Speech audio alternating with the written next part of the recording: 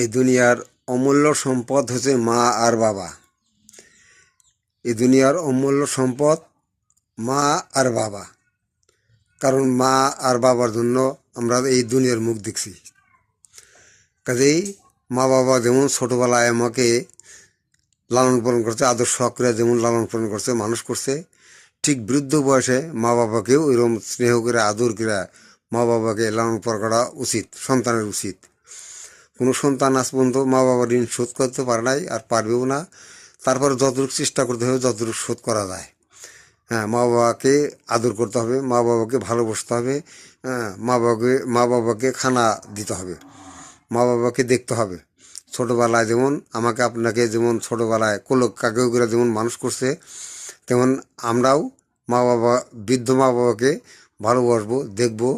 হ্যাঁ, মা বাবাকে কাছে রাখবো। এটা হলো আল্লাহ বলছে এই কথাটা। মা বাবার আদর করা, যত্ন করা, এটা একটা ফরজ কাম। মা বাবার সেবা করা এটা ফরজ। কাজেই মা বাবাকে সেবা করতে হবে, মা বাবাকে আদর করতে হবে ভাই। হ্যাঁ, মা বাবাকে স্নেহ করতে হবে, মা বাবাকে আদর সহকারে কাছে রাখতে হবে, তাদেরকে খাওয়াইতে হবে মা বাবাকে। মা বাবা পৃথিবীর একটা অমূল্য সম্পদ। মা বাবা যদি এই দুনিয়াতে চলে যায়, মা বাবার কিন্তু আর ফিরে পাওয়া যাবে না। মা বাবাকে আর পাওয়া যাবে না। কাজেই মা বাবা অমূল্য সম্পদ। মা বাবাকে সম্মান করব আমরা, মা বাবাকে ভাত দেবো, কাপড় দেবো, মা বাবাকে যা কিছু লাগে মা বাবার দেখশন করতে হবে। এটা আল্লাহর হুকুম দিয়েছে।